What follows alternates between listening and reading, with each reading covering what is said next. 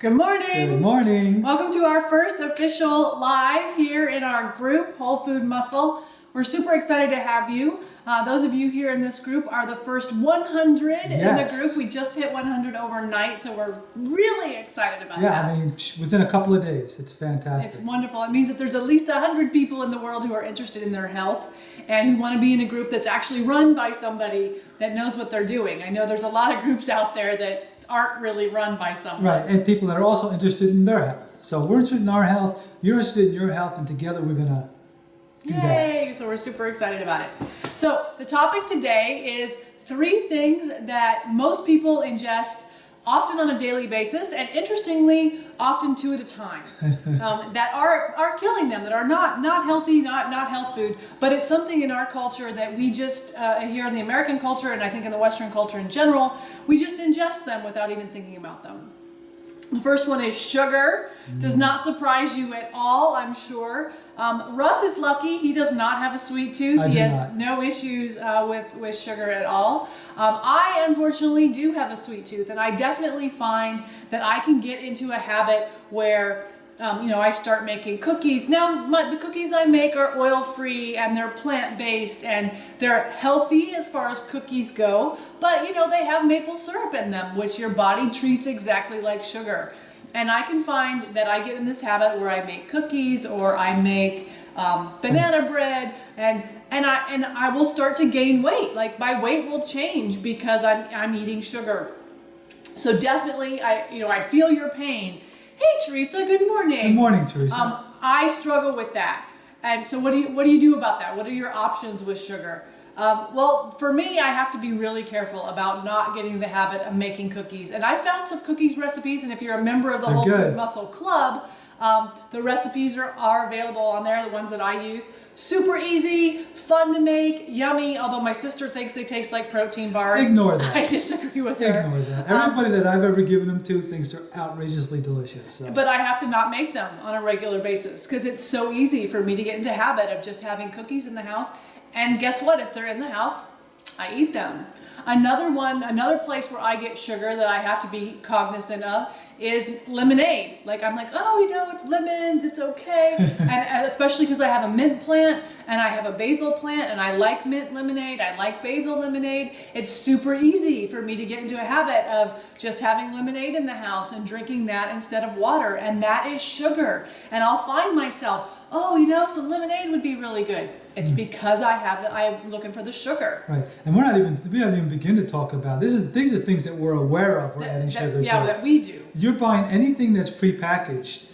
We actually have for members of our website a download called the 56 different names for sugar, and that was at last count. There were 56 different ways they can put sugar into a prepackaged product without you knowing it, because half those names you've never heard of before. You've never even realized. We picked up one time protein bars, and we looked at them, healthy protein bars, and we were discovering like they had between 6 and 8 different types of sugar in them. That's supposed to be a health bar, right? Mm-hmm. Yeah. So sugar sneaks into your diet very, very easily.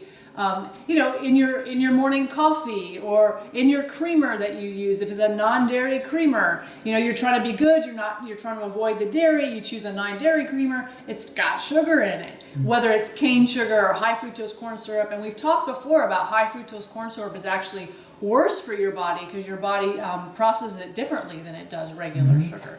So. And then we could even talk about the misbelief that by taking an artificial sweetener, you're doing your body some good. Your body just doesn't know how to handle it. And those are bad for your GI tract. We've talked about that before. So, and we'll do it again. Trust me, we'll have another day where we talk about your GI tract and what fake sugars do to it. So sugar, one of the things that people ingest every day that are really hard on your health. Now, a little bit of sugar now and then isn't a big deal. Like if you put a teaspoon of sugar in your oatmeal in the morning and that's the only sugar you eat all day, fine, your body knows how to process that. It's the high levels of sugar that we tend to ingest in the standard American diet that run into a problem. So that's the first thing that we ingest every day that is not great for us. The second thing, caffeine. And I know a lot of people, they're going to be like, wait, no, don't take away my coffee. I'm not taking away your coffee. Don't worry. But you do have to be aware that if you're ingesting caffeine, that is a stimulant. And my eyebrows are pulling my thing down on my face. Means I haven't had Botox. So caffeine is a stimulant, and there has been argument that if caffeine came up as an additive now, knowing what we know about it now, that it would not be approved to be an additive to human food because it is so stimulating.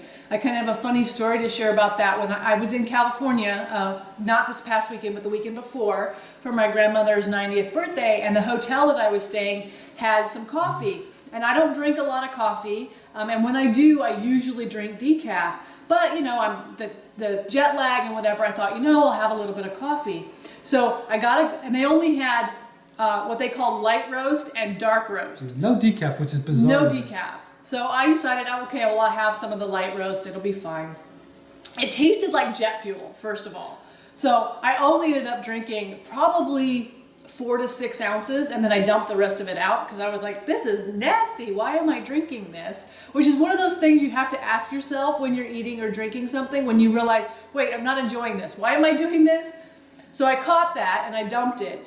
But probably 45 minutes later, I had the shakes. And I thought, am I really dehydrated from flying? It took me a minute to figure out, oh, that coffee was really caffeinated. Rocket fuel. She was right the first time. It was rocket fuel, and I literally could feel my heart like pounding. It was miserable.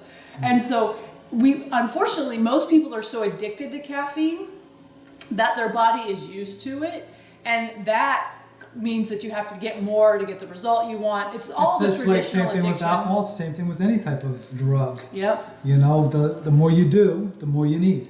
And so you don't realize how addicting and how aggressive caffeine is to your system until you stop doing it and then do something like I did, and you're like, whoa, that's really hard on my system.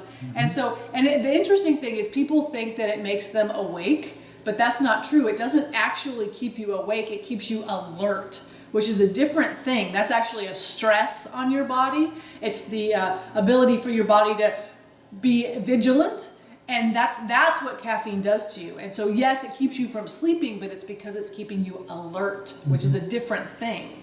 So that's another thing that is really stressful for your body. I mean, I can relate to this because when I was working at ad agencies, I used to drink 24-ounce cups at a time and 3, 4, 5 a day. Oh, just as a regular because you know you're working long hours and you're getting stuff out. And it's free and available. And it's free and available. Mm-hmm. Yeah, I mean, so you just drink it, and you know, next thing you know, you got an addiction. And you've had to come off of an addiction. I've come off of it, yeah. I mean, I don't drink. Now when I drink coffee, I drink usually about 18 to 20 ounces, and I go half and half decaf, half regular. But I drink mine black as well. And we only do it a couple of times a week. Right.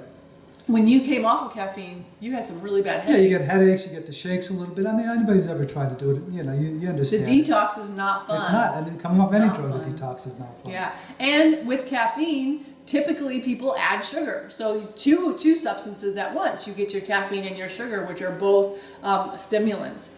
The third thing that I want to talk to you about that people ingest on a daily basis, many people do, not all, is alcohol.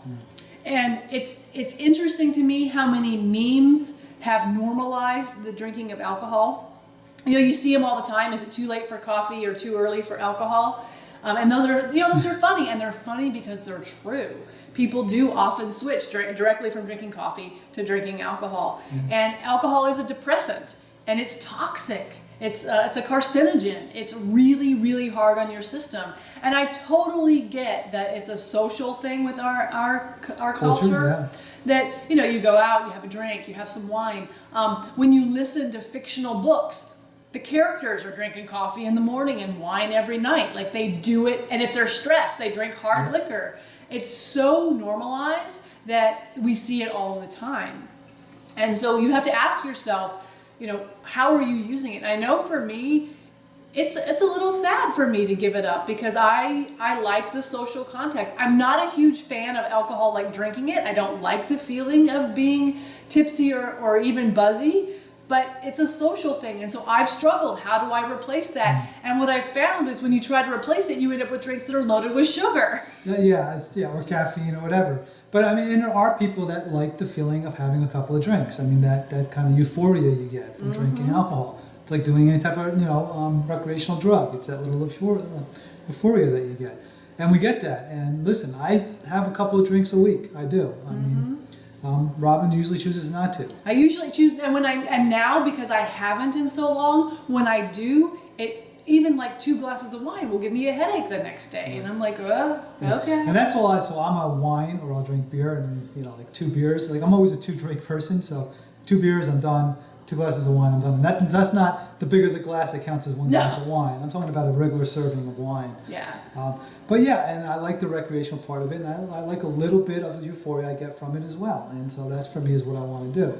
But I'm aware of it, and that's what we're trying to do, is make you guys aware that when you make these choices, as long as you understand, what you're doing, then that's key. Yeah. One of the things I do want to warn you about is the habit that some people have, and I think this is a younger generation thing, so I'm guessing a lot of the people here who watch us don't do this, but there's I don't know how new it is, but they mix energy drinks, and I don't know, like the 5-hour energy and the really high caffeine drinks with alcohol. And so then you're ending up with sugar, stimulant, depressant.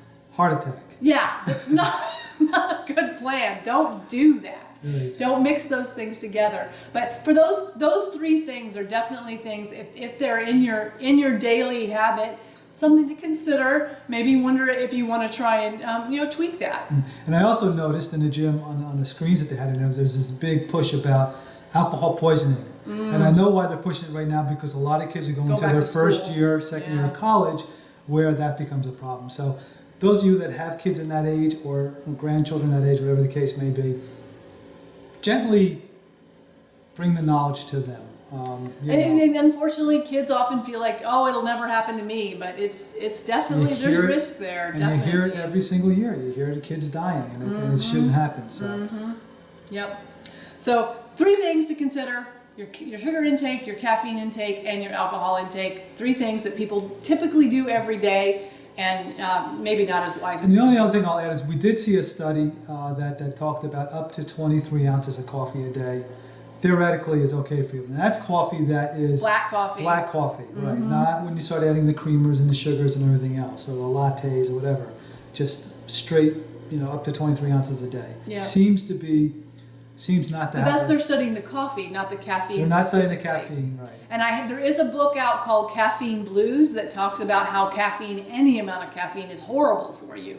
But the studies that we've seen say, coffee's fine, but they don't look at the effects of the caffeine over the long term. So I would recommend, if you're interested in a caffeine, to get the book Caffeine Blues. It is dense. It's a very dense book, but it's very interesting the way they talk about caffeine. Anything else you want to add? Nope, that's it. Right. That's all right, it. Now that's it. Now you're done? Okay. All right. So with that, we will say, eat real food, Mostly plants. Have a great day, guys. We'll see you tomorrow.